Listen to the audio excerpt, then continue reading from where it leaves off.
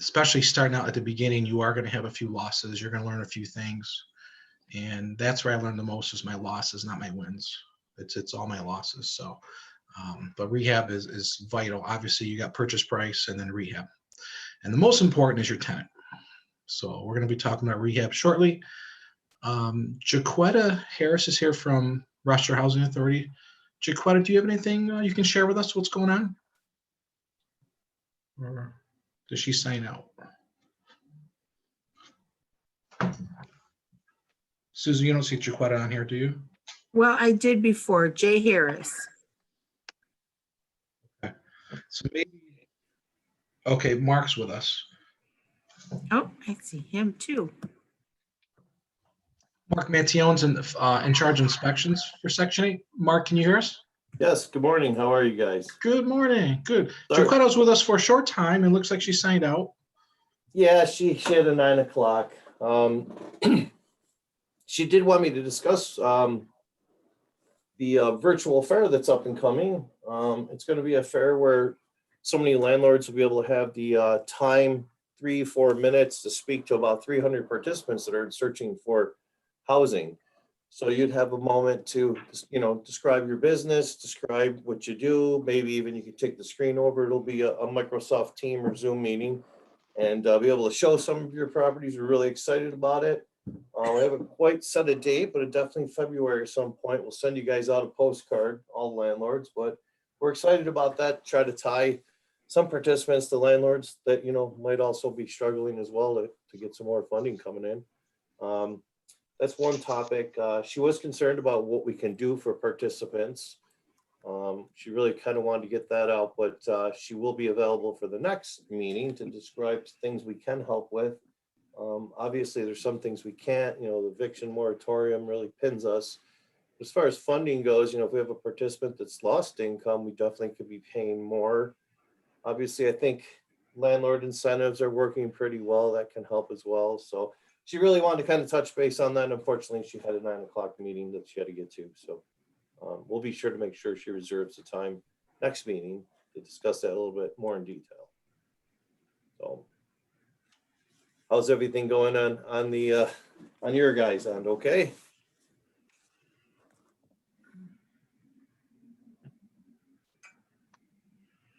You're muted, Pat. Sorry, I just changed my volume. Sorry about that. Good. Well, thank you for that. I do appreciate that. And basically what you're saying, there still is a high demand for housing? Yeah. Some more openings have came in. We had a lot of people move out. We have about 300 vouchers to fill. So that's a significant amount.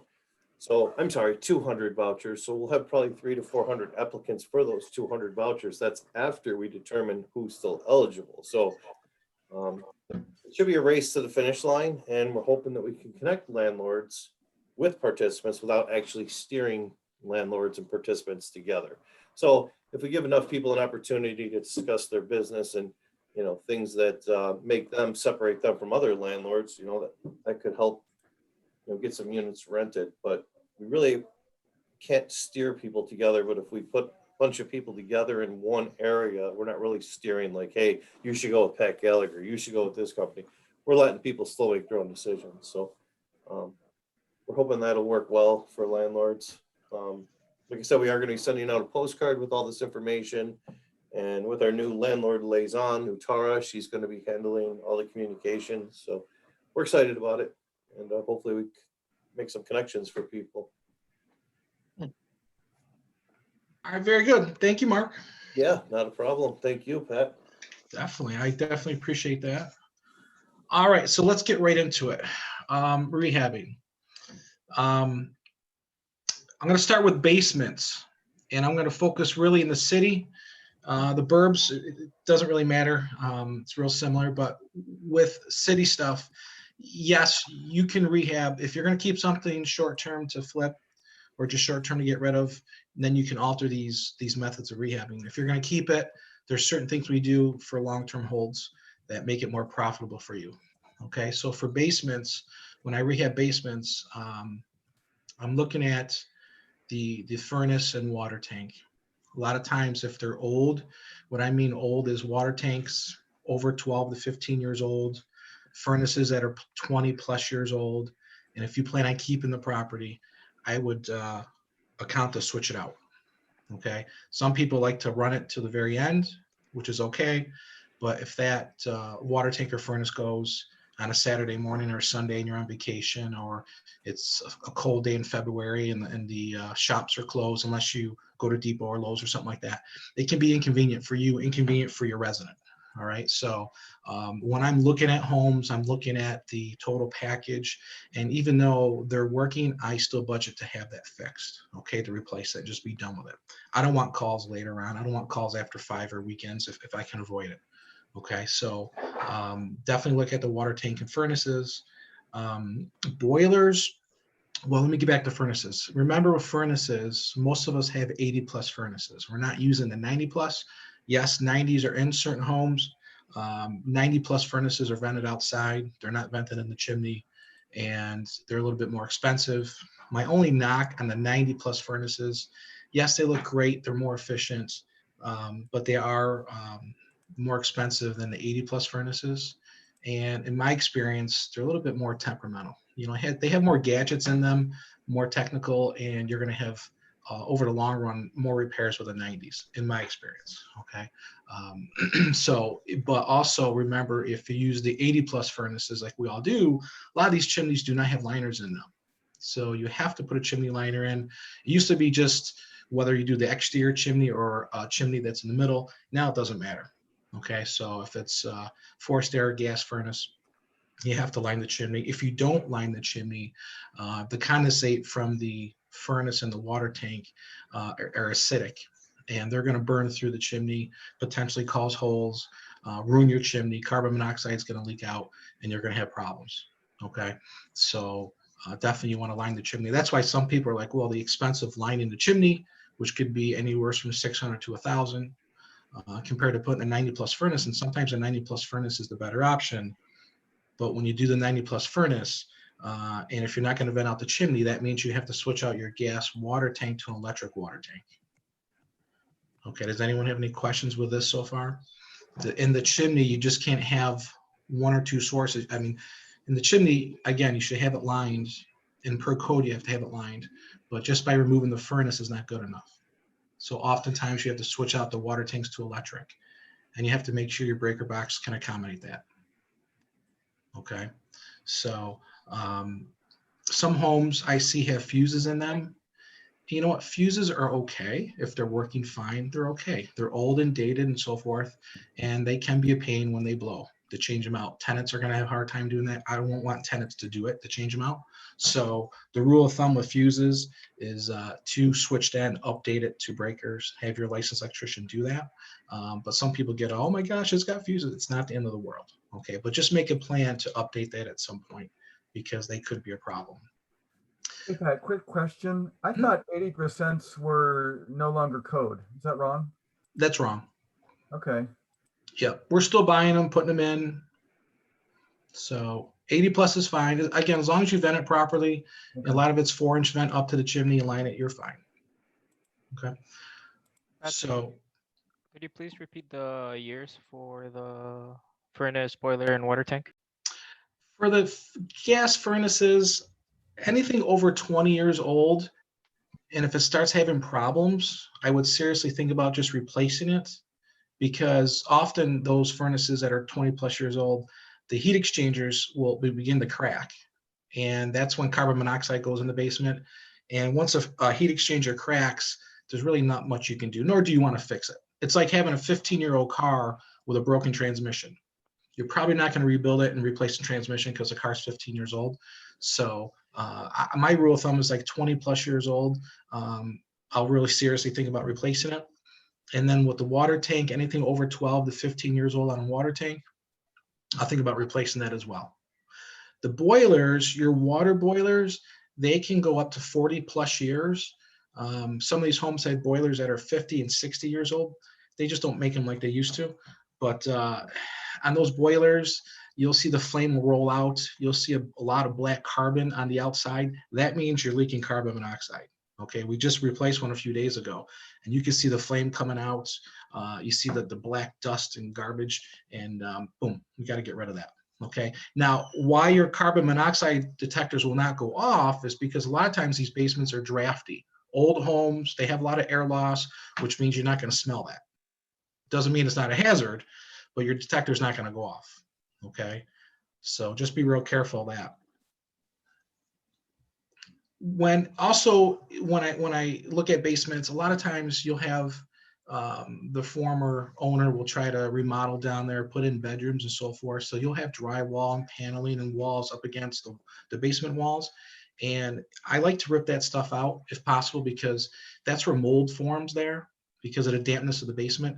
So a lot of times I rip that stuff out. I open up the basement.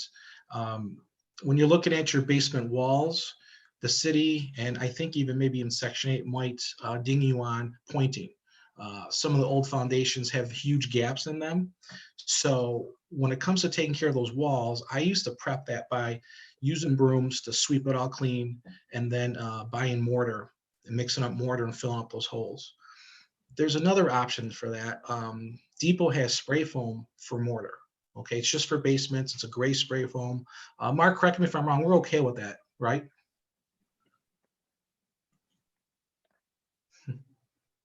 You're on mute, Mark. Yeah, I mean, if the product's designed for that, for example, sometimes we'll see great foam around flue vents, right up against a flue. That's not what great foam was designed for. But yeah, those certain products are great from our design for that application, absolutely fine. Unless, of course, there's a structural issue completely and the wall is completely deteriorating, great foam's not going to work. But for repointing certain surfaces, sure, absolutely. Okay. And you know what? We don't always know every product that's coming out. So it's good sometimes to say, hey, this product was designed for this. Here's the can. That would be a simple way as things come out. We're not always completely up to date on items that are changing that fast. But yeah, absolutely. Yeah, and I haven't used that yet. I just when I bought some foam at Depot the other day, I saw the different selections that they had, and they had it for mortar. So I'm thinking that's a lot easier to grab a couple bottles of that. As long as your surface is prepped, that the cans are fairly inexpensive, spray it up. And if you have any overspray, once it dries, make sure you use a blade and just slice it so it looks a little nice on the wall. I think that's a better option for you compared to grabbing 60-pound bags of mortar at Depot and then prepping it and mixing it and throwing it in there and making a mess. Okay, so that's going to save you some time and money with labor for sure. And you're going to pass the city and Section 8 inspections when it comes to pointing. All right.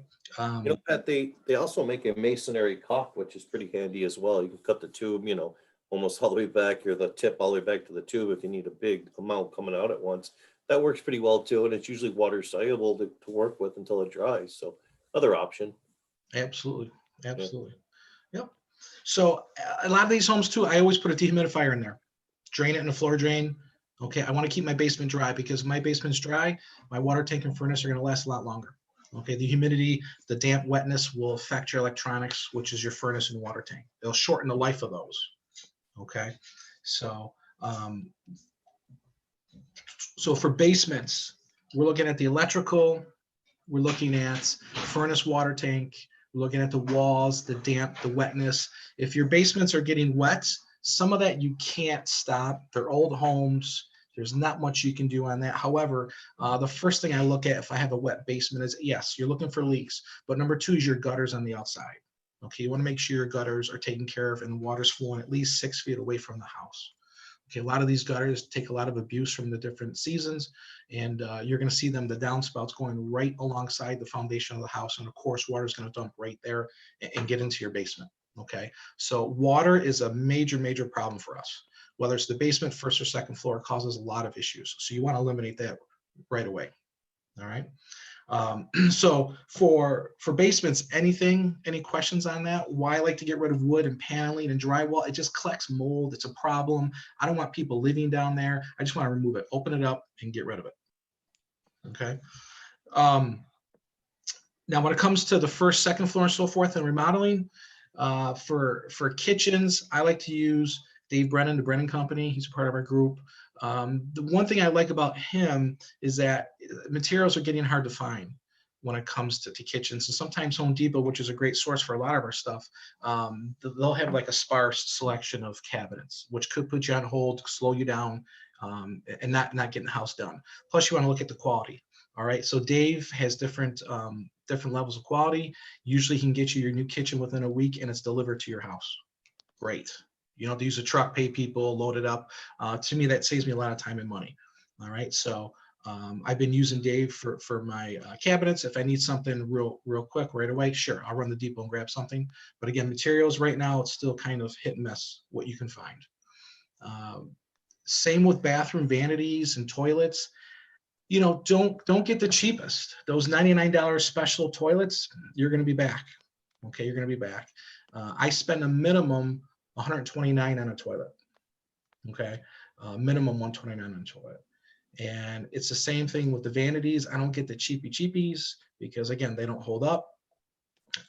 Kitchen sinks, I like to get the 9-inch deep sink, stainless steel, not the 7-inch. And the reason being is in 7-inch sinks, you're going to find that sometimes tenants are more apt to splash things around, get water on your cabinet, on the floor, and that causes some issues. So I like having a deeper base sink.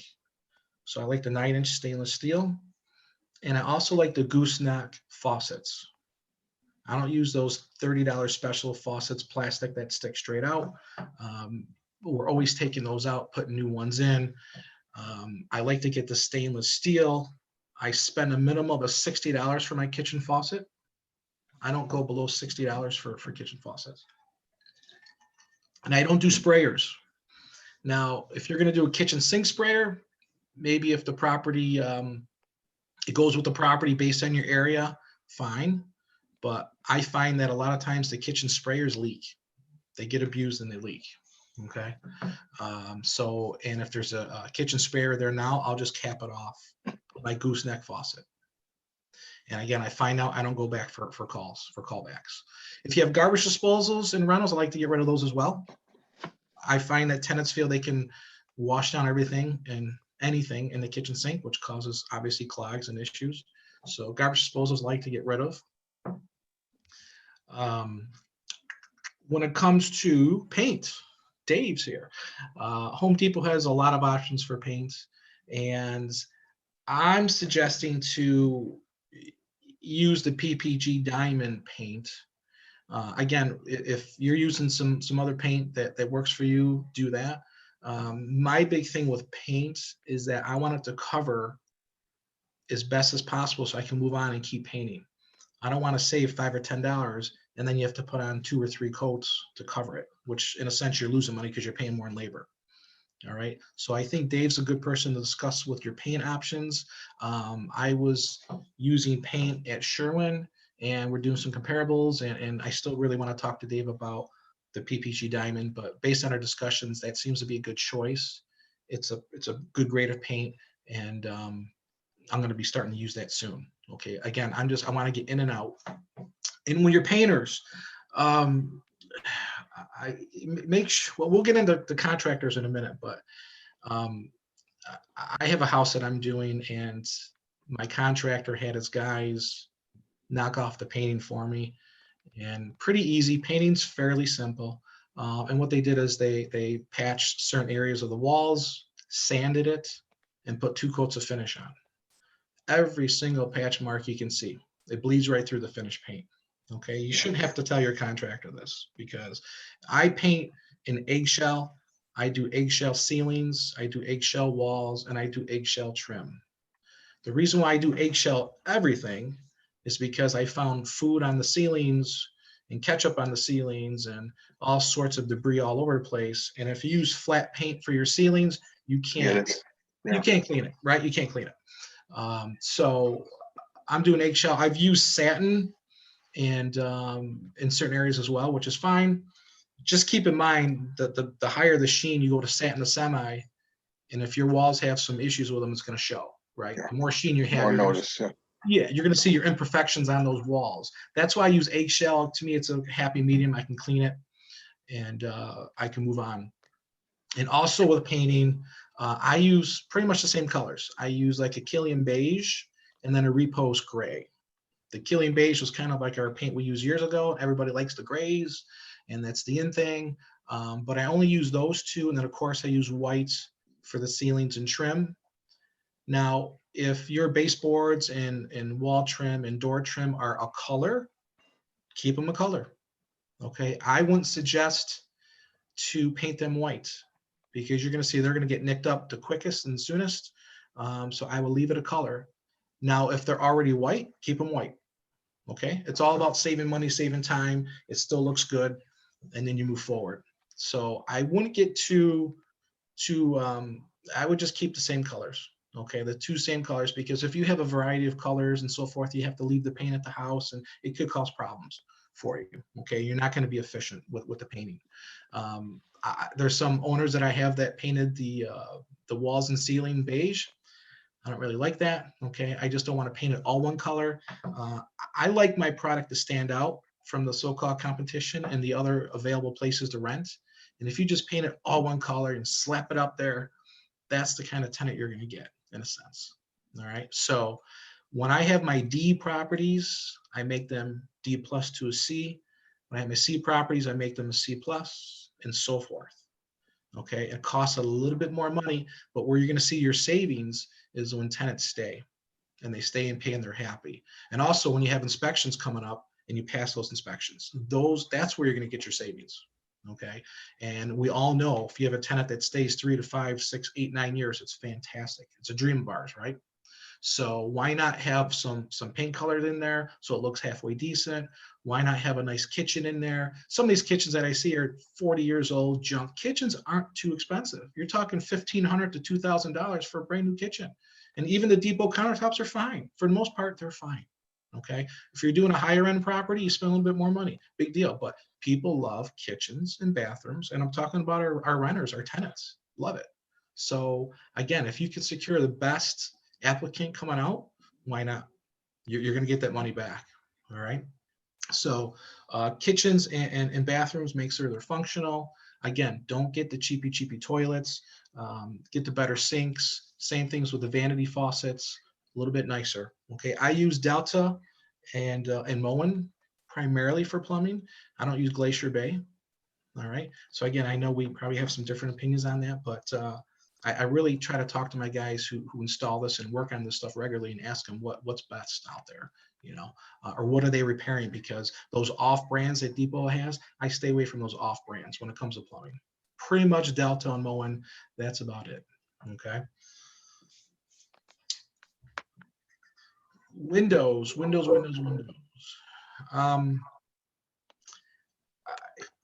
lot of the windows at the companies are taking, we're talking Allied, we're talking some other places where you can order your windows. They're taking any orders from 8 to 12 weeks. Depot has decent windows as well, especially their stock windows. If it works for you, great. Nothing like grabbing a window off a shelf and putting it in. Okay. I don't use anything but the 70 series for Depot windows. So if you're going to shop at Depot for windows, whether you order them, and if you do order, again, check with how long it's going to be, because with what's going on, the Depot windows might take 6+ weeks to come in. So I wouldn't do anything less than the 70 series windows. Okay. The 70 series. They're a little bit, they're just made better. They're going to last longer and put up with more tenant abuse. That's why I like the 70 series windows. Don't get those Wonder Window specials, $99, whatever. Just be very, very careful with that with windows. Okay. And also when I have a double hung window, any window that's wider than 36 inches, I'll make it a slider. And Andy, you can probably jump in here. My issue with that is sometimes I've had the glass pull away from the frame because the window is too wide on a double hung. Agree on that? Yes. The sun will hit over the years and so forth, and then the glazing and you'll have that. So anything that's 36 wide or more, I'll just make it a slider. The only time you want to use a wider window is if it's wood and you're spending real money, and that's not something that you're going to put in the seat, pretty much. If you're going to do above 36 inches, it better be an Anderson 200 series or a Pella equivalent, or don't do it. Okay. And depending where you go for windows, again, I just do 1 grade up, 2 grades up from the basic cheapy stuff. Okay. And sometimes they have better warranties as well. And obviously with the windows, it's going to help you with inspections. A lot of lead paint comes from the windows and so forth. So when you see the old windows, again, when I buy a home or I do a quote for an owner, I'm looking at those windows. I don't want any headaches later on. I don't want any kids to get sick, and I want to pass inspections. And as you know, a lot of the wood windows in these homes are missing storms and screens, and they're beat up, and they've been painted 50 times, and they're junk. So that has to be serious consideration if you're looking at homes, to look at those windows. Okay, and if the windows are old, you should be able to get a good price for the house. Okay, through your bargaining for that. So also what I've noticed with windows is sometimes these windows are not staying up, and they can be vinyl windows, the studs on the bottom that click into, I don't know the technical term, but they click into the window frame itself, say that's all busted. So if you still want to keep your vinyl windows, I don't blame you. Maybe you can't find the parts, but you can put locks on the windows, slide locks to hold them up. Okay, sometimes those window sashes, the clips, they're only made for the wooden windows, those metal clips, the cheapy clips. Go ahead, Andy, you want to say something? Oh, Nope, no, I'm okay. good. Okay, so those metal window clips can be used for wood windows. If you have good existing wood windows, they're fine. But if they're not going to work for you, and or if you have vinyl windows, it's not the end of the day. Again, you can hold them up with just regular slide locks. Okay, you install it on the window, you slide it right into the window frame itself, and it's going to hold it up. Not the most ideal, but again, you don't want to switch out the windows again if you can't find parts for your vinyl windows. All right. Any questions on windows at all? Yes, I do. Is there like a rule of thumb for how old they need to be? I like quoted mine for my apartment. I mean, it is a fourplex, but it was like 12 grand. I was like, definitely can't do that now. But like, I feel like they're old and I'll eventually have to do it, but something I want to build some capital before doing it. Yeah, I mean, if you go to the bigger companies, you're going to have that bigger price. You know, we're about $350 a window for the majority of the windows. That's install everything. But some of the comfort windows and so forth, they'll try to sell you on stuff that's $600 or $700 per window, which will get you up there in price. Okay. But to me, a half screen, clear, white window, I mean, nothing fancy. That's pretty much what I get. But windows have went up in price just like everything else. They are getting expensive. Flooring. I don't use linoleum. I haven't used linoleum at all in years. My complaint with linoleum is if it's not installed correctly, it's going to be hilly. It's going to look not too good. And it seems like between the stove and refrigerator and accidents, residents will be tearing them up. Okay, and it's hard to fix that when they're torn up. You try to tape it down or glue it, it's not going to look good. All right, so I know linoleum's cheap, but I don't use it for kitchens. I don't use it for bathrooms. The products I've been using for the kitchens and bathrooms is the Allure flooring from Depot, and that's a peel and stick that you have to install correctly. So if you've never installed it before and want to do it yourself, just make sure you read the instructions how to install that correctly. That's big. Get a floor roller. Yes. Yeah, once you install the Allure flooring, you want to roll it all, okay? And you'll have contractors, oh, I know how to do it. And if they don't do it correctly, you're going to see it buckling up at certain places. And also, you want to keep your heat on too, all right? Just when you saw the Allure flooring, don't have your furnace at 45. I recommend to keep it warm so that it hardens and sticks good. And you can't install it over an unconditioned space. So if you have a finished porch, 3-season porch, and it doesn't have heat downstairs because it's over an open area with lattice or whatever, do not install Allure in there. It will fail. Period. Guaranteed. 100% of the time it will fail. Absolutely. It's got to be with heated areas for the Allure. One thing I like about the Allure, it's easy to put down. So as far as labor wise, most of these guys that do this can fly pretty quick. And Allure, I think, is about $45 a box. So it is a little expensive in a sense, $45 a box. But again, I think you'll make those savings back up because it is durable. And labor wise, it's fairly inexpensive to put down. Okay, and it's long lasting. And with Allure, if someone rips one of the tiles, I can cut that out and put another piece in there. Okay. My guys have actually done that, which is great. All right. The other thing with the Allure is, or I shouldn't say with the Allure, but I've been using life-proof flooring. Depot sells life-proof flooring. It's a little bit thicker. You have to use a saw to cut it. It's not the glue like the Allure. It's a step up. And I've been using that in a lot of these homes. Okay, I haven't had a repair yet.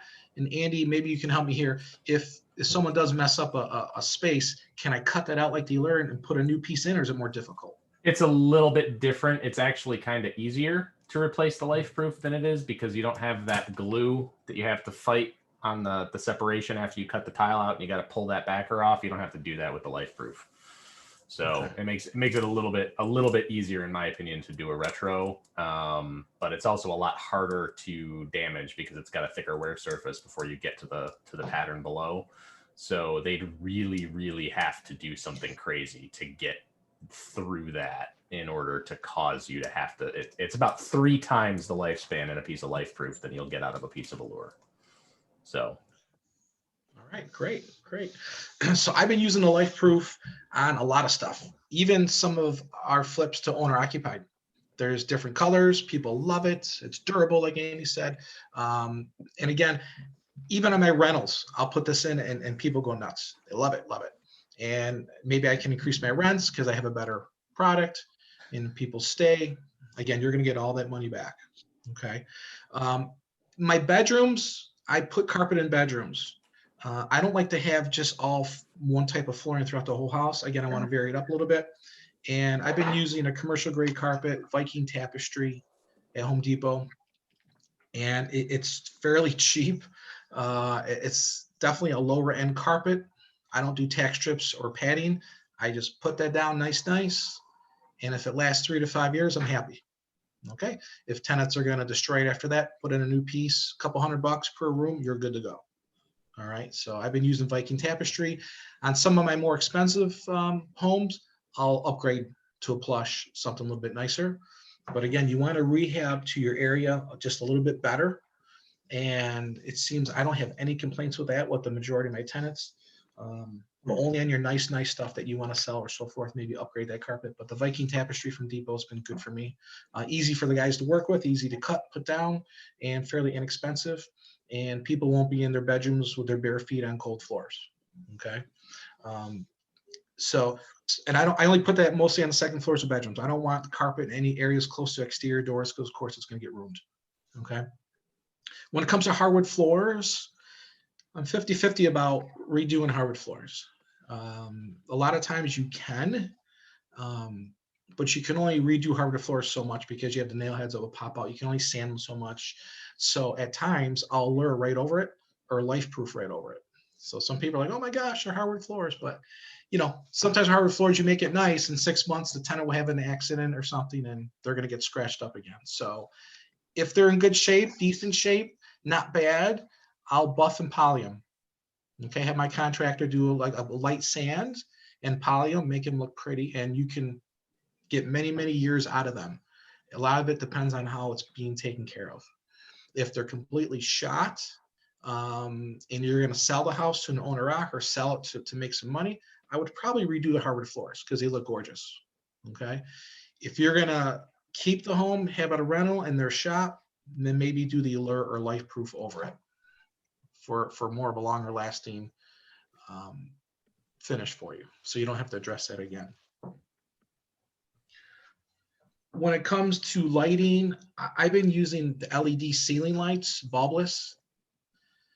All right, we used to go through thousands of bulbs per year. Every year. 877-711-7898. So try to use the LED ceiling lights, no bulbs, so you don't have to get up on 4-foot ladders and change bulbs every so often or have a tenant try to do it in fall. Okay, we go through them quite a bit. And there's different kinds, different makes, whatever works for you, go ahead and do that. Hey Pat, sorry. Before Yep. you continue, for the hardwood floors, is there like a number of years that you would do the buff and polium, or is it just kind of how it looks like? Well, the buff and poly you can do as many times as you want, as long as they're in decent shape. Do the buff and poly. But when you do the full sand, stain, and poly, again, you can only sand those so many times, right? You can only take it on so much, and then you're done. So it's really depending on what you have. Okay, if you're going to keep it as a long-term rental and they're in really bad shape, I would just go over them. I wouldn't even sand and do all that. Okay, because when you do the full sand, stain, and poly, it's pretty expensive. So you're probably better off just putting a life proof down and be done with it. All right. Yep. Plus in Rochester, with the Rochester floors, half the time it's 1/2 inch thick or less, 3/8 of an inch thick. There's a lot of face nailing and stuff. If you don't know what you're doing and you try to sand that, you're gonna end up ripping it all out. It's gonna be a manual process. Absolutely. When When it what comes, type of LED? You said LED. You usually put in overhead LED lighting. Are you talking about like the can type replacements, or what type of LED lighting? just the 9-inch, 11, 14-inch ceiling lights. Gotcha. Okay, thanks. And remember, when it comes to porches and unheated areas, the life-proof flooring is much better than Euler. Like Andy said, you can't put the Euler there, but the life-proof will hold up. You can put a cheap piece of porch carpet in there, and sometimes when I put the porch carpet in there, in the walkable areas, I'll get the Depot floor mat, the 5x7, or that black floor mat, rubber on the bottom, cloth on top. I'll put that over the carpet in the walkable areas, just because, as you know, this porch carpet's going to get ruined within a year or so. But again, the porch carpet, whether you change it every couple of years, is fine. Life proof's a lot more expensive, so make that judgment call when it comes to the porches and the back areas of the home that are not heated. Appliances. When it comes to stove and fridge, there's different theories on that, if you supply them or not. Does anyone not supply them? And if you do not supply them, how come? Anybody? Pat, I don't supply them. Can you hear me? Yes. All right, sorry here. Yeah, I don't supply them because all of a sudden they expect me to become a stove repairman. I don't want to get the call, hey, I was cooking a turkey and my stove broke. Well, that's what Kentucky Fried Chicken is for. We'll get one there or something. I don't know. I don't want to get those calls. Okay. So I learned now on the flips, we'll do that. We'll put in appliances, but on my rentals, it's become so much easier. And then trying to get a refrigerator through, especially if it's a house that's got a ton of stuff in it, I don't want to have to deal with it. I won't do those anymore, and, but everybody has their own preferences. I've had a lot of landlords say the same thing you just said, but the thing that becomes a problem is just like you just said about moving a refrigerator in when there's a whole bunch of stuff around. The tenants don't care if they're denting your wall when they're throwing the refrigerator into the kitchen, through some other spots. And so I've seen some landlords have to, pay extra because they didn't supply appliances just because the tenants just were willy-nilly about pushing them in.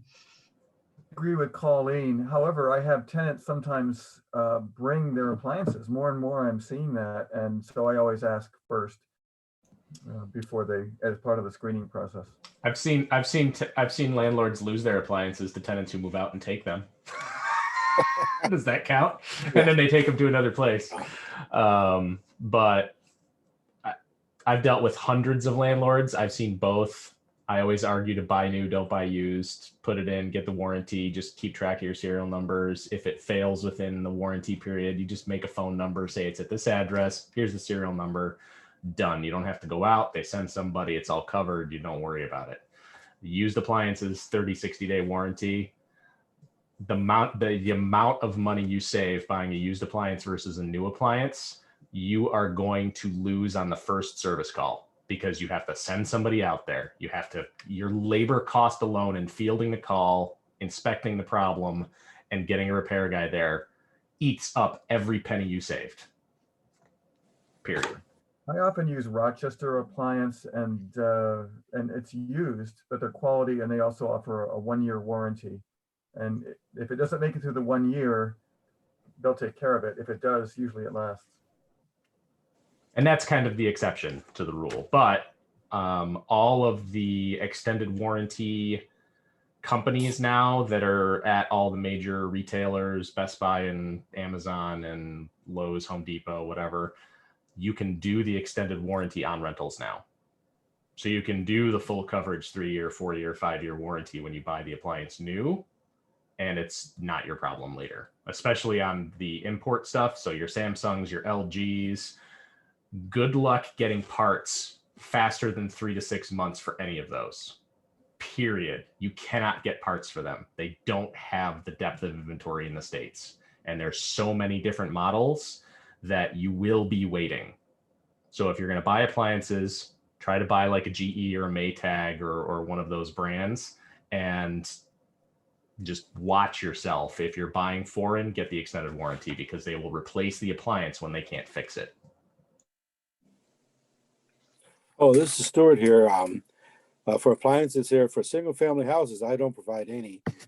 I usually tell the prospective tenants before they move in, you usually like better appliances than I'm going to provide. Ice makers, all this, and you can buy your own what you want. And then they break, you buy them. I also, the rental properties there, I've had a couple apartments where I don't have appliances, and the tenants buy them. Surprise, surprise. They provide them in there. Then they go and they don't want to take them. They leave them there and they get free appliance. So that's how I do it. And I make them responsible for their repairs, not me. It's in the lease that's their appliance. It's there for their convenience, and I won't pay for repairs. They break them, they pay for them. Works out good for me. That's just what I say.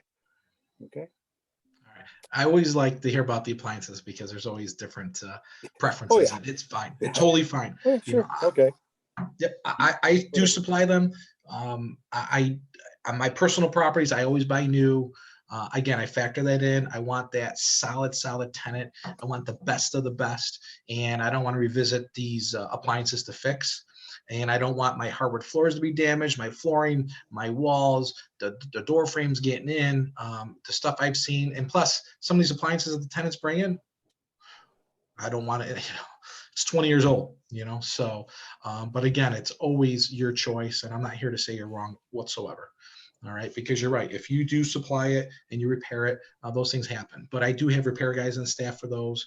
I do get appliances at a good price. My repair guys, good price, so it works for me. So whatever works for you, keep doing it. But there are pros and cons for appliances.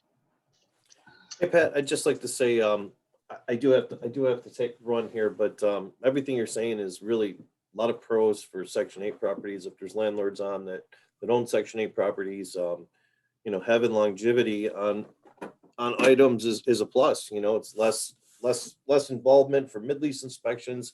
You're making it through the biannual inspection process. Spending a little bit more money up front definitely will pay off, I believe, on a lot of items. But looking forward to seeing you guys the next time. Jaquetta definitely is going to be with us to help ease some concerns about what the Housing Authority can do. But I'd like to say thank you, everyone, and we'll see you next time.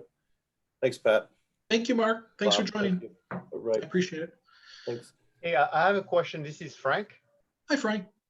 I wanted to ask Andy, you just mentioned that it's much better to buy appliance new. I don't buy any appliance new, and it would make no sense for me, but I want to learn from him. I want to know how much does he buy a fridge, and how much does it cost for him to have a repair? Because that would make, depending on which area he lives in, that would basically vary. And so it really depends on those two costs.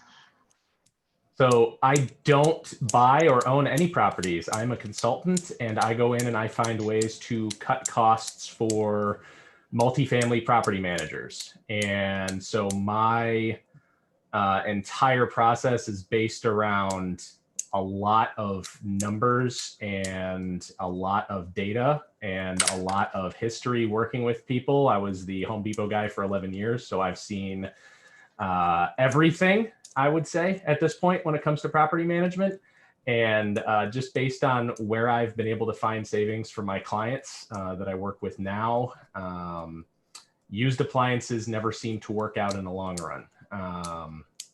So that's based on total cost of ownership. So if you're paying, you can buy, if you know how to negotiate and you know where to buy, you can get a new electric or gas stove for $400. And then you're What about- talking, what's that? What about fridge? What about fridge? Fridges usually 400 to 600 depending on what you're doing. But Okay. and that's for an 18 or a 16 depending on where it's going, what the options are. I don't think that most C&D properties should be spending the money for an Energy Star fridge. I don't think you should have an ice maker. When you're talking about the optional strip-Os, you have to know how to shop. If you walk into a Home Depot and you go back to the appliance section and you buy an appliance, you're already doing it wrong. Okay, because in my case, for example, most of the fridges that I buy there, I buy everything used, and I buy a fridge for $200. Usually lasts me 5 years. Obviously they have accidents, but if I need to repair it, it costs me $100. So $100, basically total cost is $300 every 5 years. It would make no sense for me to buy a new fridge, and that fridge may even because it's a new technology, they tend to break much faster. So I would basically spend $400 to $600 and then another $100 to fix it or more, because the new technology usually costs more to repair. It depends on what you're buying. If you're buying Frigidaire, yes, you will absolutely be replacing it again in 5 years. There are fridges out there that you can buy that the compressor, the major systems will last you for 10 years or more. But you have to know what they are. And they're usually not the crazy high-end new technology stuff.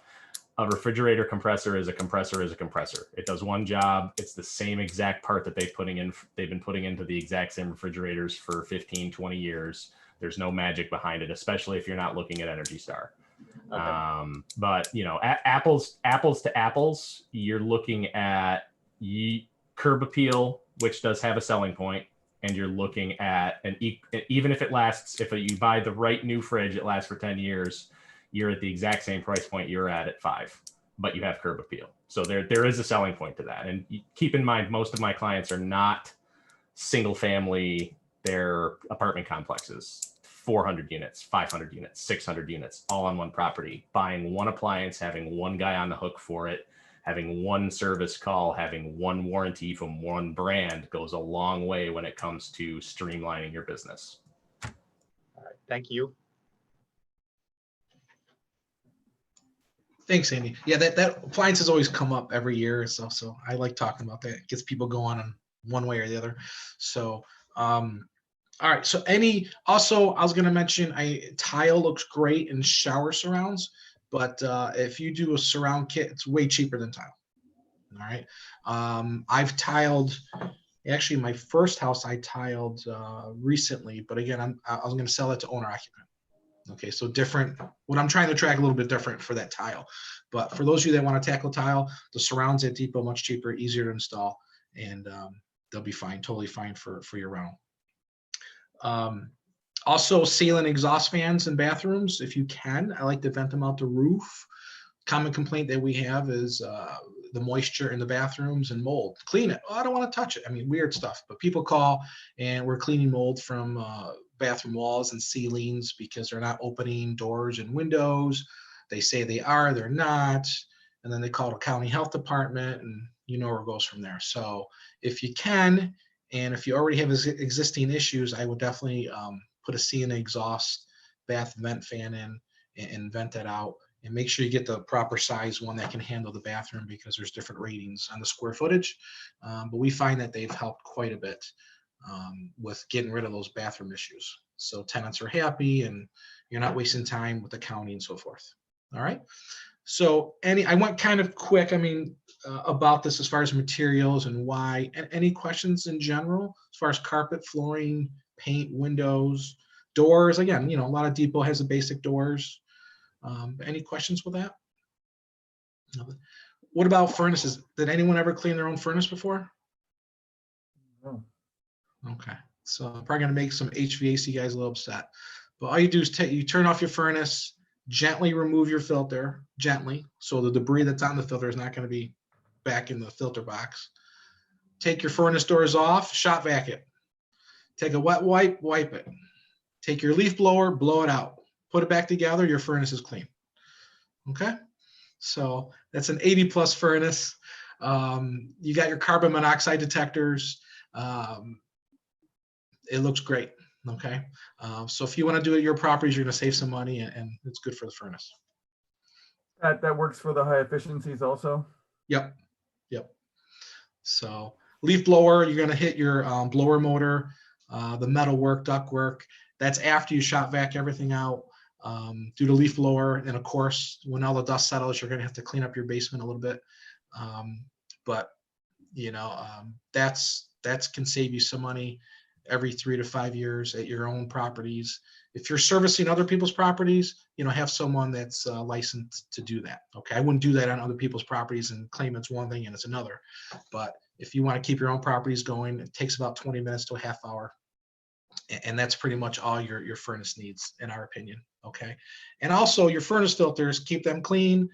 I don't do the cheapy ones. Again, what you put in there is what you get. So get a decent filter. Maybe you're spending $15 to $18 for a 3-pack at Depot.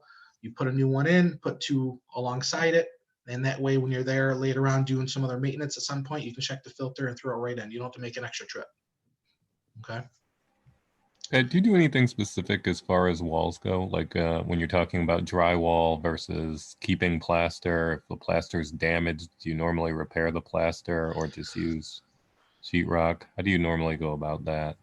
Yeah, that's a sore topic. I got a house now that was full of plaster, and you can repair plaster. You just have to know what you're doing, because if you don't, it's going to get worse and worse and cause problems.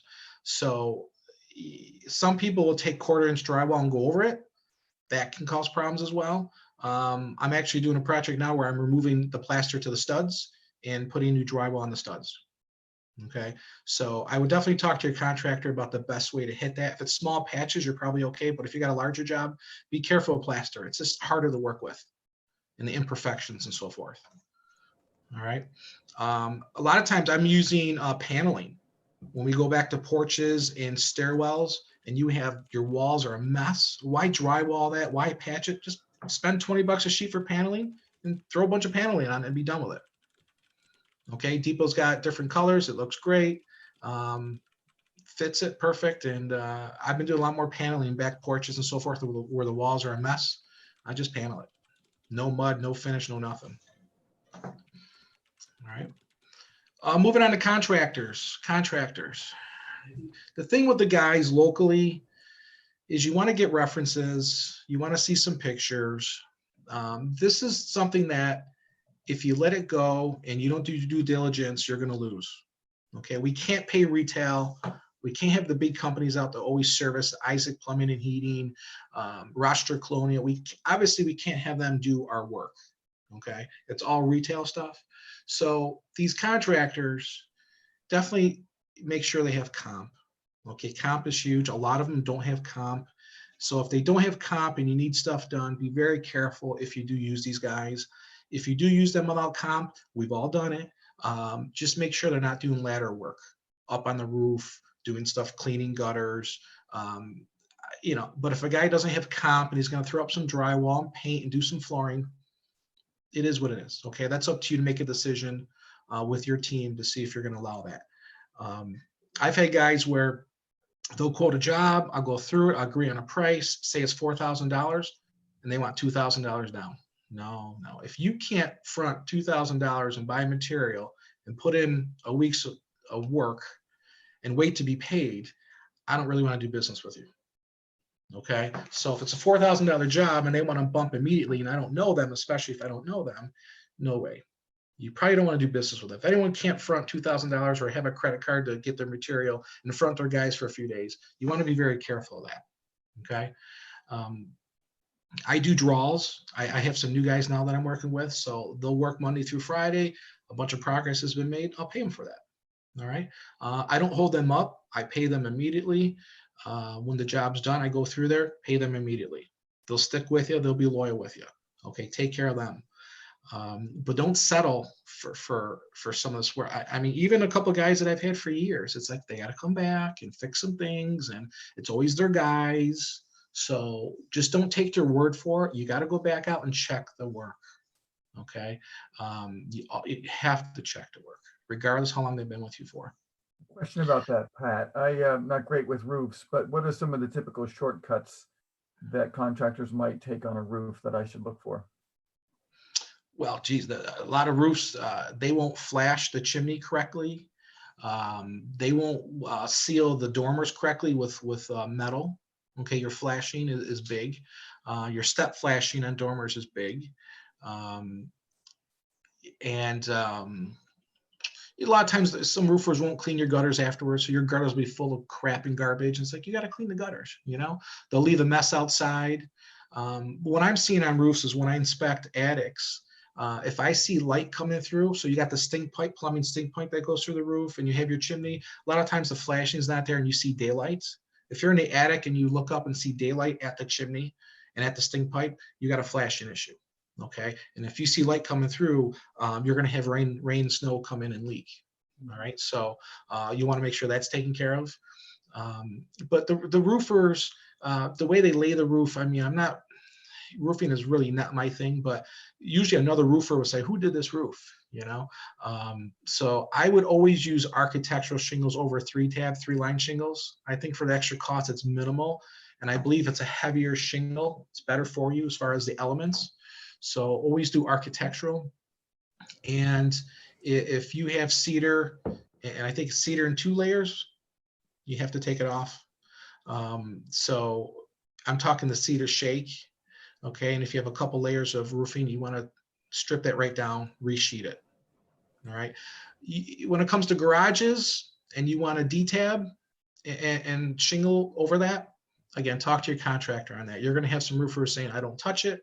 Some roofers will do it, and depending where you're at, where your budget is, and if it's an unheated garage on a weekend, a lot of times these roofers can hand nail instead of using the gun, and they can put another layer of shingles over existing. It may not be to code, okay, but talk to your roofer about that. You can save some money on something like that. I'm not encouraging it, but again, we all have our budgets and what we have going, and if it's an unheated garage, that might be better to do it that way, okay? But on the roofing, you want to make sure that the guys have comp.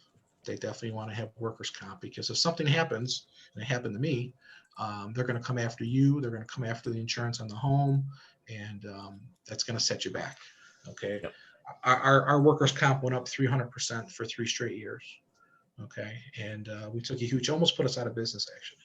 For a roofer, I have insurance, didn't have insurance, and man, he played it perfectly in the comp hearings and the court and all that. And he had major injury, you know, and the injury was all his fault. Nothing to do with the house, nothing to do with me. He didn't follow my orders to tie down. It didn't matter. It makes no difference. Okay, you're at fault no matter what. So again, if you're going to use guys without comp doing stuff, furnaces and plumbing, totally your choice, because a lot of these guys don't have it.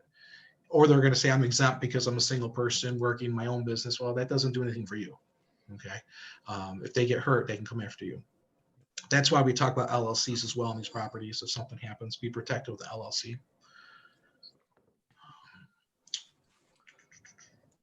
And if you have a pro account at Depot, your contractors can put their credit card on your account. So if you have a steady contractor that's going to be doing a lot of your work, and say you get a discount, a pro rewards account at Depot, your contractor can put their credit card on your account, and they can buy materials and so forth at Home Depot. I would never get a quote for just labor and I provide materials. I always let my guys quote it material and labor. Mm-hmm. And we used to let them use our account at Home Depot. And now that we've switched, we noticed that our material costs went way down. So you'll see peanuts and energy drinks, and you know, when you're paying for everything, oh, it's only $3, it's only $4. You know, what else are they buying? 2 boxes of screws, extra sheet of drywall. I mean, so have the guys quote for material and labor, and then you just write them one check when the job's done. Okay, and also get, for 1099 purposes, get their information. There is, if you talk to their insurance company, the workers' comp, I believe there's a link where every month you can check if their comp is still valid. I know Beth at our office checks all our guys once a month, or she gets a reminder. When someone's comp expired, she gets a reminder email saying, hey, so-and-so doesn't have comp. So it's either she gets that, or it's when she checks it every month. Okay, so really important to do that. And it's really important, especially if things go south with your contractors, you want to have their social security number and so forth, so you can settle up when it comes to accounting purposes if things go bad. All right, but remember, what you tolerate is what you get. And if you're going to tolerate a guy that's doing C work, don't expect anything better. All right, and I pay the guys. I'm not getting, well, you want to get a good price, but I'd rather pay them a good amount of labor so they keep coming back, especially if they're good, and then try to save on the materials. All right. It's tough. It really is tough because, again, we can't use the big box places. We have to use these guys around. So, but just be very, very careful. And I can't stress enough about pictures and references. Say you get their social security numbers? They give If them? they're individual on their own type, yeah, you're going to 1099 them. You want their social security number. Okay. Ask for a W-9. That's all. That should be all you do. Is they can literally go to the IRS website, fill out a 1099, sign it, hand it to you. It'll either have their tax ID number or their social security number. It protects you. Get one a year, keep it on file. If it turns out that they're not legit, then you've got something to fall back on that they handed you. Right, okay. You know, I've had guys smoking in houses before. It's like, what are you doing? You know, and usually that is cognizant of how they do. You know, they're smoking in a house that's disrespectful. They don't care. Guess what? They don't care about their work either. Okay, so a lot of that evens out. So you got to set those parameters. Let them know what you expect. And to me, with same as tenants, right? You be up front, you be consistent. I tell my contractors, here's the estimate, you know, or here's what I want done. And also I want to make sure every door latches, every door shuts and latches, closet doors, bedroom doors, and I don't want anything rubbing on the floor. And I don't want to tell you this every time. So every rehab you do for me, keep in mind, this is included as well. Every door, every latch is perfect. I also talk about the windows. They test all the windows and make sure they stay up. So just make it clear what you want from your guys. The last thing I want to do is go back and send my handy guy in to do more fixes. I want to be done. All right. It also is very important. Are they going to clean up from their mess, or are they going to clean up to make it perfect rent ready? Some contractors will make it rent ready clean. Again, that saves a step from you. They do the work and it's rent ready clean, fantastic. If not, just make sure you're prepared for that so you can send your cleaner in there after. Because if they're not going to clean to make it rent ready, their cleanup's going to be just the minimum to get out the door. Yeah, and I was gonna add, Patrick, that the information like Social Security is really important because I just had a contractor that left, disappeared out of the face of the earth, and I mean he did a lot of work, so you know I'm not like that pissed because I didn't lose that much money, but I went to court and I won because he didn't even show up, but I can't do anything because I don't know what his assets are. So you're supposed to, when you win the court, you're supposed to know like where his bank account is, or you know his house, or like an asset, so that they can deduct that money. Yeah. Skip tracing. Subcontractors are difficult to go after. That's why I've learned from my mistakes.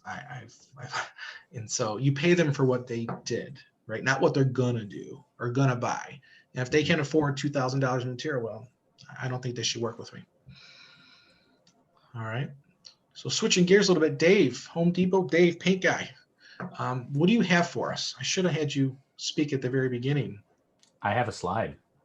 Andy's got the slide. Thank you, Andy. I do. Give me 2 shakes here and I'll get it up. All right. Mississippi. There Mississippi. we go. Can you see it? Is it good? We can you see it. Thank you, Andy. Awesome. Home Depot runs sales periodically. They just drop them out of nowhere. If you belong to Home Depot Pro Extra, you probably got a text or email from Home Depot. And this week through the 17th, which is Sunday, use your Pro Extra number on our Glidden Premium products. You get 25% off on the 5-gallon bucket. So that's a great savings. A $100 bucket of paint you get for $75 with that discount. And Pat would use that to buy pizza for the crew to keep them happy, so they come back and do a good job the next time. So, you know, this week we do have a discount, 25% off on the Glidden Premium. make sure you put that Pro Extra number from Home Depot in every time you shop. Every time you put that number in, Home Depot knows that you're a customer. They appreciate your business. And I've gotten emails and texts before with a coupon for a discount on DeWalt tools or plumbing supplies or something else. So a really good program, not just for the paint discount, a lot of discounts in Pro Extra. You have to make sure you put that in. Thank you, Pat. Thank you, Ed. All right. Sure. Sorry about missing you earlier, but yeah, Depot's great. All different, obviously, you know, it's a one-stop place. So definitely put that in for the discounts. All And right. if you're a FFREIA member, you can get a 2% rebate that pays for your membership. I don't know anybody who's doing any type of property management that won't spend at least $8,000 a year at Home Depot. I'm just saying. Absolutely. For gutters, I've been using Gutter Express. I think they're reasonable. A lot of the contractors that we have here can only do short runs of gutters. They're not really built to do second and third story long runs and so forth. Just to run it out there, I don't have any stake or any family at Gutter Express, nobody, but I've had about 15 jobs from them, and I think the price is good, and I'm happy. Okay, and usually they can schedule me within a couple weeks. So gutters are extremely important. You don't want any water in the basement, and obviously you'll fail inspections with bad gutters, and a lot of times they get overlooked. All right, so you could spend around $1,500 a house with gutters, so just keep that in mind. But they'll give estimates to you right away. All right, but been really happy with Gutter Express. It's a new contact of ours. All right, anything else that I missed, or any general rehab questions, concerns, why we do certain things? And it's always changing. Something else will come up, some better product, and we'll switch. Question, this is Elliot speaking. What are your thoughts about using a metal roof instead of doing a full tear off with the architectural shingles? The thing with metal roofs is you have to get a permit, probably just like a normal roof in the city. You got to get a permit. Andy can probably take over in a minute, but I've heard if the metal roof is over your asphalt roof, that could create moisture issues. And I don't know how serious that is, if that's even true. The other thing is all your screws on your metal roof and so forth can wear and get old and cause issues with leakage. Okay, of the joints and screws. So the price, I haven't seen a savings with that yet. I know it seems like you throw on a metal roof and you're good for life, and maybe that's true. It's just not something I've visited. So I don't really know too much other than what I've heard.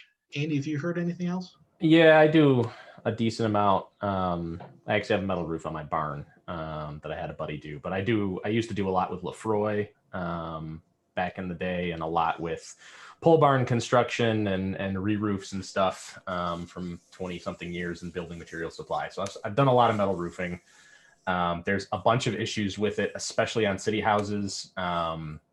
Your installer is, if you don't have a good installer who does it every day and is a professional and has the insurance and can show prior work and references, don't use them, because your flashing and your cuts on dormers, around chimneys, any kind of weird transitions, the flashing has to be perfect or it will leak. You have to have it done so it accounts for ice damming. You have to have it done so you've got heat tape on the roof in certain areas to keep icicle formations down. You have to make sure that you have snow stoppers installed to keep the snow from sliding off and crushing vehicles in the driveway, depending on how the roof is sloped. Going over the asphalt is not a big deal. It doesn't create any moisture issues, because if they're installing it correctly, they're cleating that roof with 2x4s every 2 foot on center, all the way right up over the top of the shingles, nailing it right into the existing plywood and the rafters underneath, with probably a 3 or 3.5 inch framing nailer. And then that's every 2 feet. And then they're installing the roof right over the top of it. And there's an air gap there of 1.5 inches to keep that moisture out. And that'll be probably a cold surface roof. You don't have to worry about it leaking. And now they don't use rubber on those washers anymore. They're like a silicone based neoprene. They shouldn't fail. What you will see in about 20 years is you'll need to repaint that roof. So, Dave has products for that, I'm sure. But all told, the amount of effort you're going to go through finding a guy who can do it, the actual cost of the product itself, and all of the flashings and details and all of that stuff, I don't think it works out. Not on a rental. If you're going to hold the thing for 25, 30 years, maybe it'll work out and it'll pay for itself, but I am skeptical. Andy, repainting a galvanized metal roof is a really technical job. Galvanized metal, if you ever run your hand on galvanized metal, that oily film comes up. So if you're going to repaint that roof, you need to get that very clean. Not clean, the paint you put on is going to fail, and you're not putting a $20 or $30 can of paint on that. You're putting a very expensive can of paint. So it absolutely can be done, but like Pat said, you want people to do the job right, and you do not want to try and do that yourself from a safety standpoint, depending on the pitch. Also, it's a complicated prep process. And I think the last thing about the metal roof, and Andy, help me out here, is say I have cedar shake in 3 layers. Do you want that metal roof to go on top, or are you going to take some of the layers off to make it? Well, it doesn't matter what you put on for code. If you have more than 2 layers, you're supposed to strip it anyway. So by code, you have to remove it regardless. You will definitely, you're not going to have issues with movement as long as you use a long enough nail to get those 2x4s in there. If you can get away with doing it, you can do it. Do I recommend it? Hell no. But the number of layers that are there doesn't technically make a difference, because you're going to have a 2x4 cleat running the full length of that every 2 feet all the way along. And if you're using a 3-inch nail to get, or a 3.5-inch nail to bite the rafters and the plywood underneath, it shouldn't move.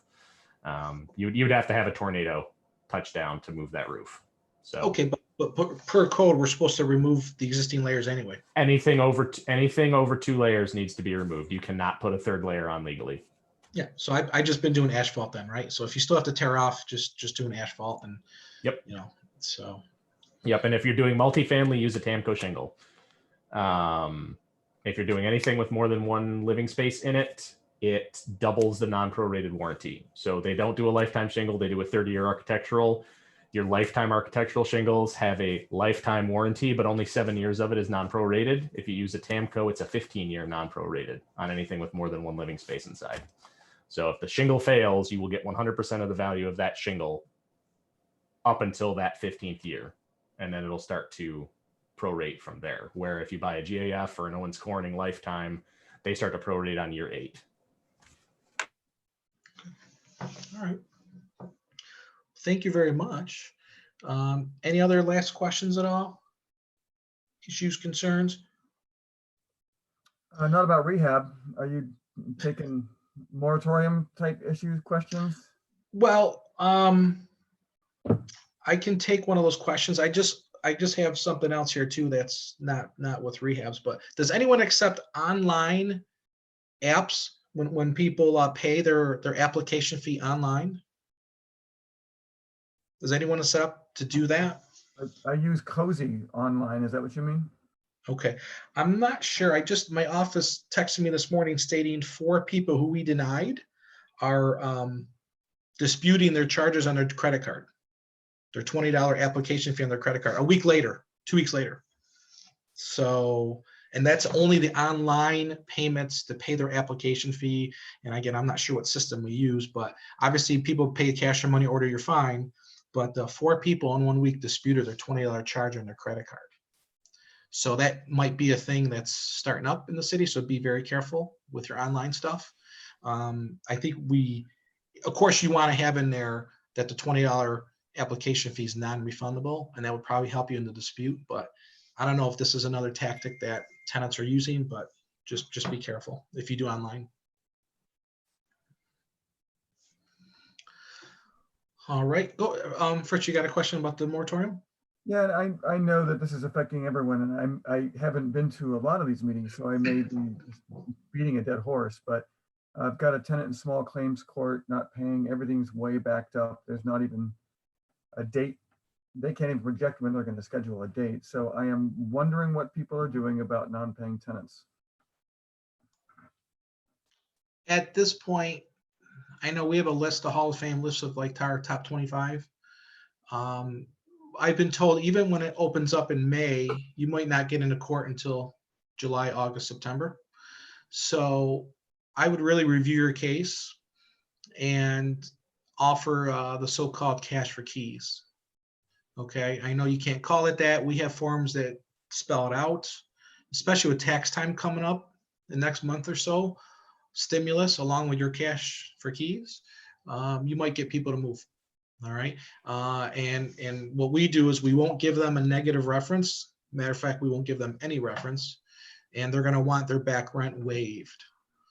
And again, if someone is totally on the system, you can't collect it anyway in any judgment, and all the work you're gonna have to put into where they live and so forth. So for the non-working folks that are on the system, waive that back rent. You might want to give them anywhere from $1,000 to $3,000, depending what's going on and depending on how bad you want your unit back, so you can re-rent it.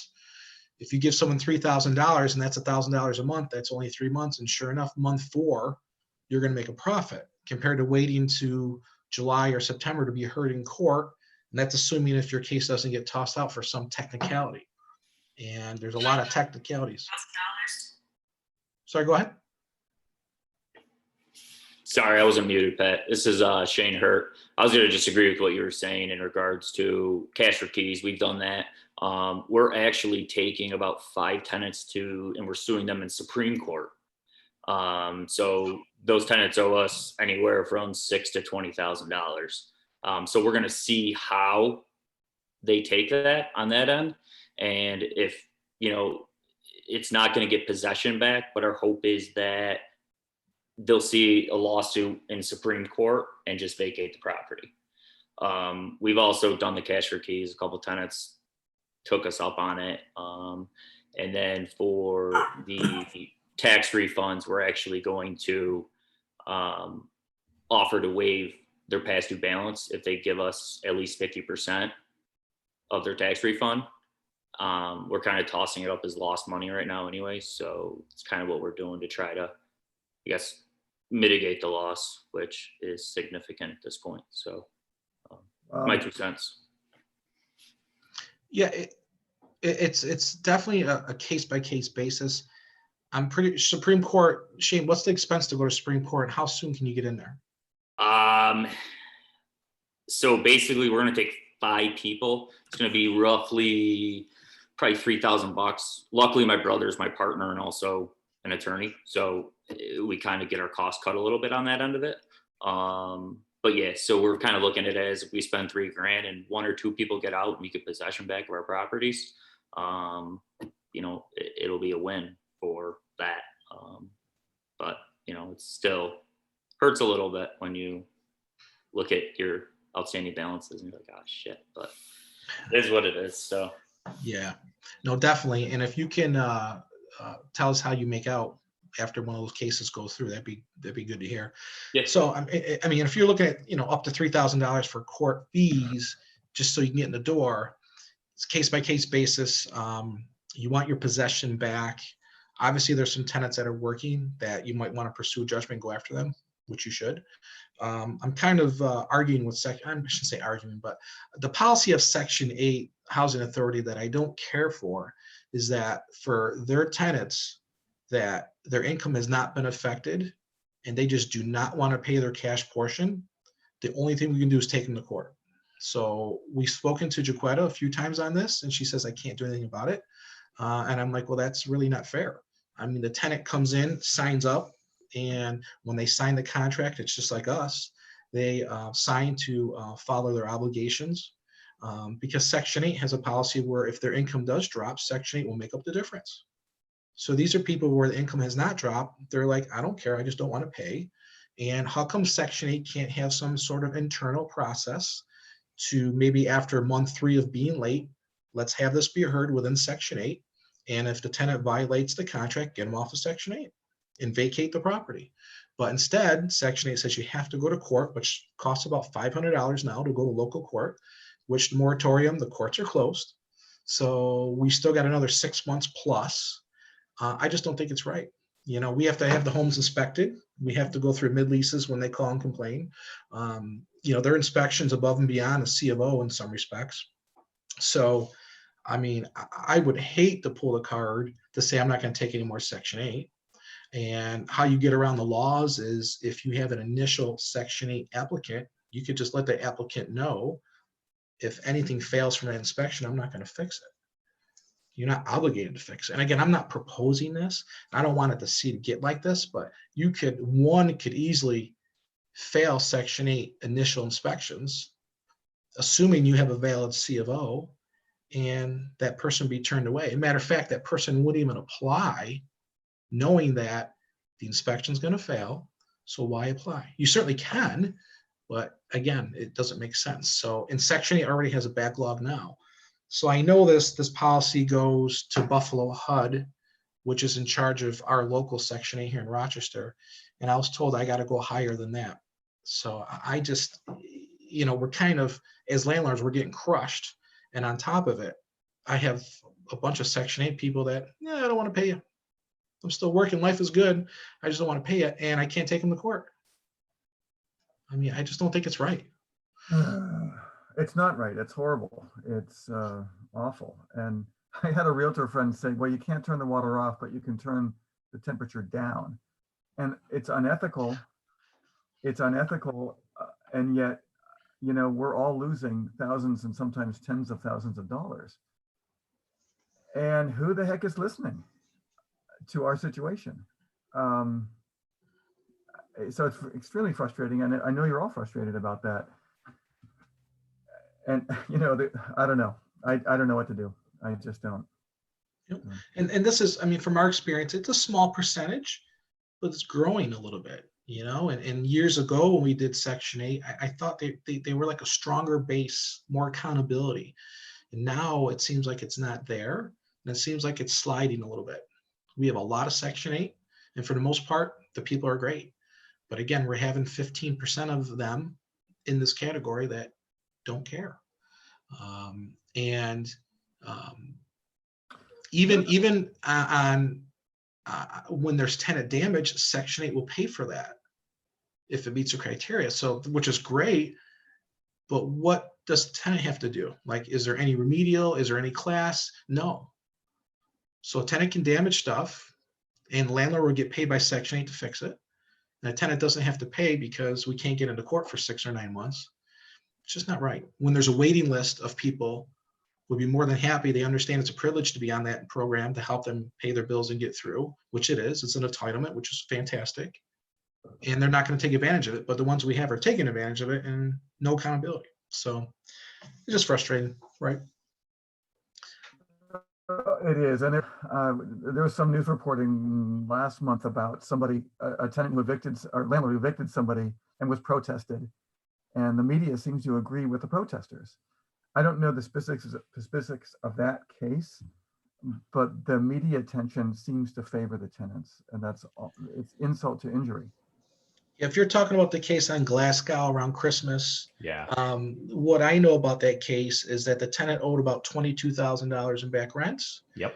And when the tenant went to court, the tenant who was working, income has not changed. When the tenant went to court, she signed in court stating that she would vacate and all back rent would be waived. And then all of a sudden, she's the victim. How can you do this during Christmas time? But we didn't really hear about that, did we? That she signed in court. Part of the agreement was I'm leaving. So you're absolutely right. Absolutely right. Yeah, wasn't that Marty's? Wasn't that one of Marty's houses? Grzanti? Mm-mm. No? Nope. That's another landlord that I heard. He's not a great landlord anyway. But the point of the story is if you owe 22 grand and you sign in court saying, hey, I'll leave, everything's waived, that's an agreement. And she was represented by counsel. So everything was up and up. And all of a sudden they make a big spectacle. And you see some politicians get involved when they don't know the facts. Yeah. So. But what I don't understand about that case is how were they able to go through court if the courts are frozen? I think that just made it through. Plus they had some sort of order. And Joe, you told me what else, some sort of order where the police were like, "Whoo, you're out." There was no question. It wasn't civil. They had some sort of, I won't say warrant, but some sort of judgment. Order of commitment.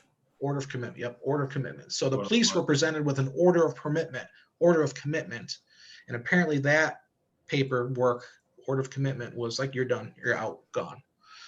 Is there a So- way we can get orders of commitments on our badly behaved tenants? I asked my attorney about that. So again, with the courts, we had court dates in January, and I'm trying to ask him if we can do a deal with these tenants while you're in court, but they're just adjourning them for 60 days. Everything's being adjourned for all the new stuff is all being adjourned for 60 days. So I said, okay, but can you give 5 minutes to offer something, And I don't think we can even do that. Even if the tenant doesn't show, it's adjourned. So the tenant has a chance to come back for another court date. It's like, so.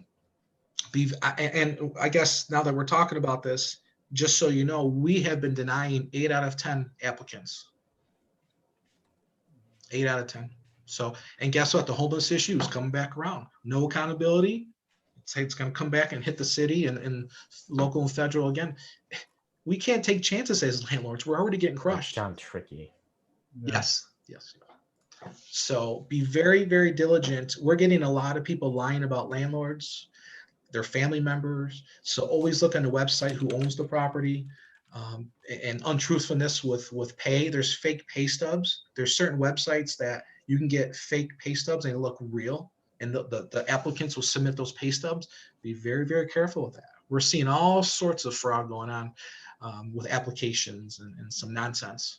So we're denying 8 out of 10. Wow. Well, I'll let the house sit. I don't care. Let the house sit. Well, I don't know. Is there anything through FFREIA, can we at least get some media attention and correct, or at least present a landlord's side of the story? I guess I'm asking you that, Susan.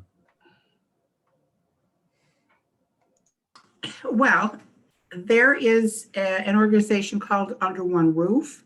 Right. That we support, and they right now, Jamie Kane is still, and Deb Pusatier, who's president of the New York NYAA Apartment Association, New York Apartment Association.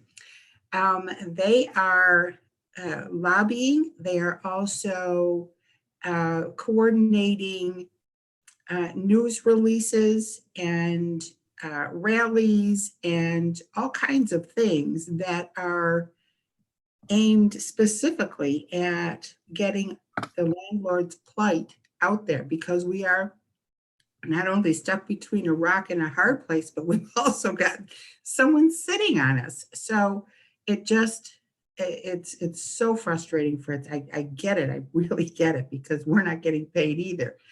Yeah. But that's how we are connecting to the larger public legislative community, to let them know that this isn't working and we need some change, and these are the changes that would work for both tenants and landlords. It's not like we're in business to evict people. We don't say, I want to be a landlord so I can evict. So being treated as we are, not only from our tenants, but also by the state, holding our hands, everything's held hostage. No one would ask Wegmans to provide free food. And we are bound by law to provide free housing right now. Right. All right. Well, I'll check out Under One Roof. Thank you. Yep, there's actually a Rochester branch opening. It's in process right now. They're looking for volunteers to step up. They're looking for stories, etc. about it. There is a survey that they want all housing providers to fill out. I will see if I can find the link and hammer. Now wait a minute, Andy, wait a minute. We've already got, we had a request. Leon offered Jamie to spew her survey out to our constant contact list. Mm-hmm. When I tried to do that, the link was specific to me, so I couldn't copy and paste it. But I relayed that information to both Leon and Jamie was going to get a link to me today after she got into work so that we could do that. So if you're not already on Under One Roof's mailing list and you haven't already been contacted about that survey, it will be coming out today or tomorrow. Good. Perfect. This stuff changes daily, just keep in mind. Yeah. Hourly. Mm-hmm. Mm-hmm. And that's why I think I'm going a little bit beyond here, but if you're going to continue to have homes that are 75,000 and less, my opinion only is I would have them with no mortgage, free and clear if possible, because if you have a good run of tenants, great. If you have a bad run, it might be hard to pay that mortgage. Yeah, right. Just my thought, that's all. This is Frank. I wanted to ask if anybody knows of a national class action lawsuit from landlord to basically claim that we are the only industry that is offering or forced to offer service for free. Because this is not just a local issue, it's every single landlord nationwide is facing the same problems. So there have been eyeballs on that. The National Apartment Association, National REIA, the National Association of Home Builders, and a couple of other nationwide groups have been lobbying both Congress and the president's office to get things done. They issue joint statements and joint letters asking for them to take action. The lawsuits have not been national. They've all been filed locally in states. So there's class actions in California, Oregon, Washington. I think Texas has one. But the Trump White House, I was on 2 or 3 calls a couple months ago with the White House because I'm part of the National Association of Home Builders Multifamily Council. And the White House basically said, listen, we gave the states the relief you're looking for. You need to lobby your state to get the money to you through your tenants. We're not doing anything else. And that was the message. In stone, every time, consistently. So the lawsuits themselves can't be brought against the federal government because the federal government issued the aid, but handed it off to the states to figure out how to get it to you. All right. Well, there is a huge amount of money that's coming to each state. So I think it's about to become available in the next. I mean, it's going on right now, right? Is it correct? Yeah, so there was originally $100 million that was available, and New York couldn't figure out how to get it out to the tenants or the landlords because they were requiring the tenant to be able to continue to make rent payments after they gave out the money. So like 70 or 80% of everyone applying was being denied because they had no method to pay going forward. They've loosened that up since New York was supposed to, I think New York was supposed to send the money back to the federal government on like January 1st, and then the extension happened and there's all sorts of stuff, but there's over $100 million collecting dust somewhere and not getting to you guys. That's the long and short of it.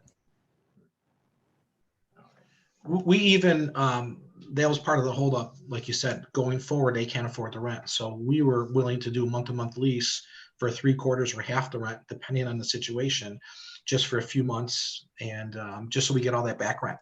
And plus, if we get half to 3/4, that's way better than nothing, and we get back rent. And then in May and June-ish, we could revisit making, keeping rent back to where it should be. So that did work for some people. But yes, the grant programs are extended, and I actually have a full-time staff member. That's all she does is our grants and people who are late. I never had a person in this position before, but 40 hours a week, that's all she does. Okay, so very, very knowledgeable with the programs. But if the tenant refuses to cooperate, we're back to square one. Yeah. So that's why we deny 8 out of 10 people. And it is what it is, right? I mean, you want to have a good product, have a good home, so you get the best tenant. And when you get the best tenant, you're going to have very few of these issues. And I mean, we're still in the low to mid 80s for rent collection. And we have about 350, 400 units are C neighborhoods, D plus to C plus area. So I think we're doing pretty good considering, but that's still almost 20% of the people. And 18% out of the 20, I don't want to pay you. Not that I don't have the money, I just don't want to pay you. Right. The 2% are working hard, right? I mean, they lost income, they're helping us out, they're getting grant. I mean, we're getting checks from the agencies, $4,000, $5,000, $6,000 checks we're getting. Because that the 5% that fall through that, you know, they have to pay the rent. They're calling us nonstop. That's who you want. But the other 15 to 18%, we can't go after them. That's what hurts some of our landlords. They have mortgages and they have taxes due. And apparently I heard the mayor state that our taxes, they have to still to be paid on time. And if we don't pay our taxes on time, we have to pay the late fees because the city has bills. So, and at the same time, the city told us a few years ago that we can't do it without you because local, state, and federal can't provide all this housing. They need us. And then look how things are. And now the city wants to do a property manager licensing program that I could explain about later. I've been on a committee for that. And they want to implement this program probably within 6 months or so, that everybody has to have a property manager's license unless you do your own properties, and you have to live within 45 minutes of Rochester. So don't get all nervous, but we're like, really? So we're kind of fighting that, and we'll have more to come as information comes out, but it's just more regulation. We already have the city registry. They already know who the contact is. There's that in the net office. But if you have other people take care of your property, they have to be licensed with the city. You don't have to be a broker or a realtor. The city doesn't care about that. But of course, they want your fee, which is a yearly fee, and you have to be licensed. Okay, so I don't know how much we can stop them from doing that. Jamie Kane's on with us, so she's our legal going after it. But apparently this is part of the RISE Act, R-I-S-E, where the city received federal money. And this is one of the programs that they want to institute is you have to be a licensed property manager, except you do in your own properties, but you have to be licensed in the city of Rochester. So more with that later. All right. So we definitely went over. Anything else before we take off? I know we got to get back to work. Awesome. Don't miss the meeting tonight. It's going to be a good one. Yeah, great information. I want to say thank you to you leaders for putting this together. It's so helpful. Good. We're gonna recover. It's all, I don't want to be all doom and gloom. So we're gonna recover, but we're gonna have to stick together, donate to Under One Roof because they're fighting for us. So they need our donations. Okay. And we'll stick together and get through this. But just be diligent. It starts with the applications. Be very diligent, okay? Because overall we're doing pretty darn well, but be diligent. So, all right, we'll see everybody tonight. Thank you so much for coming. Thank you. All right, appreciate it. Thank you. Okay. We'll see you. Have a good day.